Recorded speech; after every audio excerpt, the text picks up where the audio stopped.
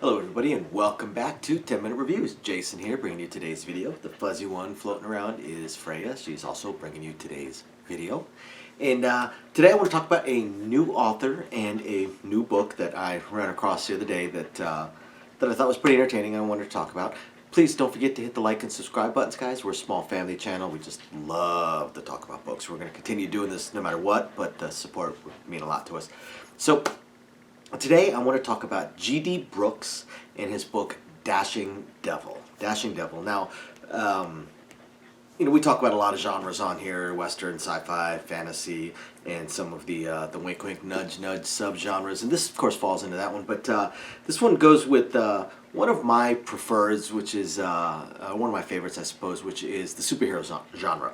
And this one is interesting. It's got a lot of the similar type of tropes of the superheroes and stuff like that. So as always, I'm going to talk about four things: the world, character, plot, and the writing style. So the world. So the world is modern times-ish, modern times adjacent from how they talk about the cities and stuff like that.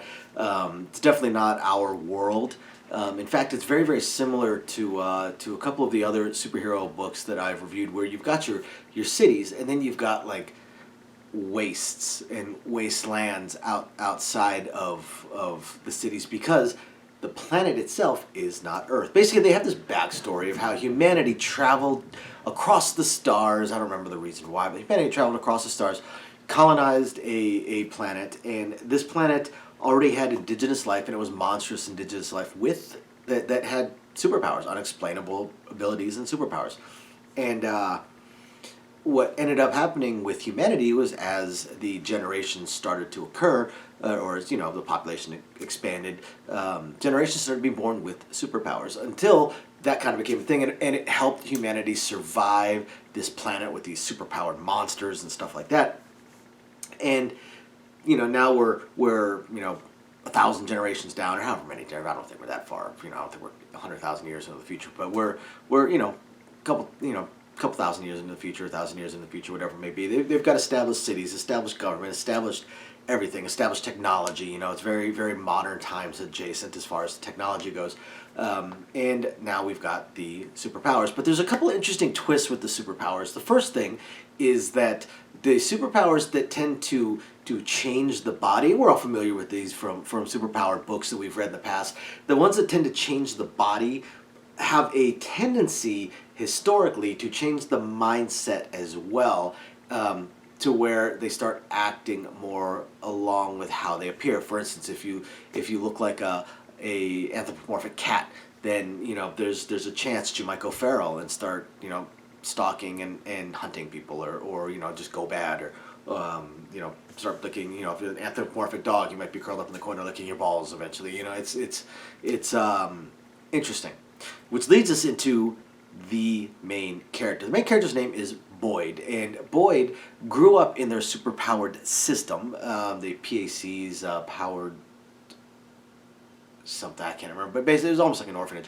Grew up in that, and his superpowers, he's got multiple powers, changed him. He looks like a demon. That's the best way to put it. He looks like a demon. So we scared them. So he didn't become an official hero. Well, he works for them, but he's not a frontline hero. Despite the fact he's very powerful, he's what they call an A rank, which is stronger than B, C, or D.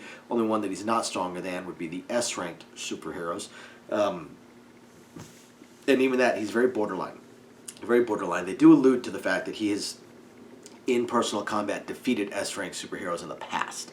But he looks like a demon, so of course they're worried about him changing eventually. But he is very heroic minded. He's almost like a paladin mindset in a way, but not over the top. Like, it's not silly like some of the books I read. It's just the characters' motivations are just too perfect, and they're too this and too that, and it just doesn't ring true. And this actually just does somewhat ring true. It does seem right. Now, again, he looks like a demon. His strength is up there. I mean, we're talking in the 50-60 ton range or more.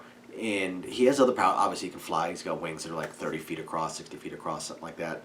And he also has a very minor mind control, mind domination, mental domination, something along those lines. And something he calls his dark fire, I think it is, that can do some damage. So he's pretty well rounded. But here's the problem: he is one of 4 in the entire history of the planet. So again, I think they say it's like thousands of years, something like that.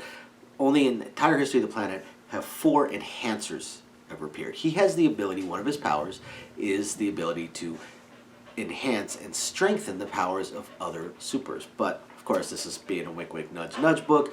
They are, of course, only works on the female supers, and I think you guys can figure out how. Now, unfortunately, there also tends to be a little bit of the mental domination that kicks into it, so he resists it very, very strongly. He refuses to do it. So he's only done it with 1. Well, he's done it with 1, but he only has 1, which is the other character, Sylvie, in this book.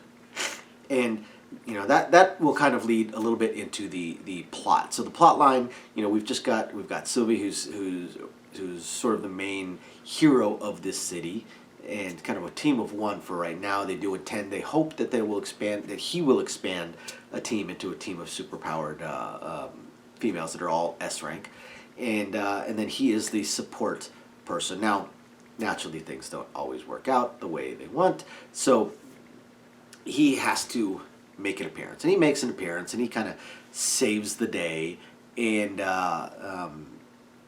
they end up, which basically ends up kind of outing him. Only he did it in such a heroic way that he is accepted, at least within this city. People cheer for him. People love him. Of course, there's a few that are out there worried about the fact that he is a change and could eventually turn bad, and so on and so forth. And it all kind of leads up to the city suddenly being attacked by basically a not really a planetary threat, basically a city level threat. In fact, a super that was a former superhero, now a villain, that is so incredibly powerful that he's already utterly destroyed a couple of cities. Basically, when he comes to town, the town is leveled. There's nothing left and 0 survivors, and he is an ultra powerful S rank and basically almost unbeatable. And that leads to Sylvie and another new one that has been brought in, not as powerful as Sylvie, definitely not as powerful as Boyd, that is there to help. And then the lower ranked team, the kind of like the B team of the city that covers when Sylvie is off duty because she can't work 24/7. They get a little bit of help from them, and they're supposed to evacuate the city, but of course Boyd has to step in, and that's pretty much the climactic moment of the book. And as far as the writing style goes, guys, it's pretty good. It's gripping. It's entertaining. I'm actually reading book 2 right now, and it's, like I said, it's gripping. It's entertaining. It's not the snarky, smartass like a lot of the characters that I really, really like. I've got another one that I'm reading as well, Making Supers 3. Actually, it's the other one that I'm reading on a different device. And but this one, it's the characters are more, like I said, he's kind of a paladin. Sylvie is a little bit over the top, but he's kind of a paladin. And the rest of the characters, as they come up, I like his handler. I like Boyd's handler that it pretty much has his back, which is fantastic. And overall, guys, it's a fun read. It's a fun read. It's a good read. It's tough to put down. It's very, very tough to put down. I want to know what happens next with the characters, or whatever minor situation they're in. Even it almost has elements of slice of life to it. So after you guys hit the like and subscribe buttons, guys, you should go check it out. Go check it out. Dashing Devil by G.D. Brooks. Pretty damn good book, guys. Thanks for watching, everyone. We'll catch you next time. Bye now.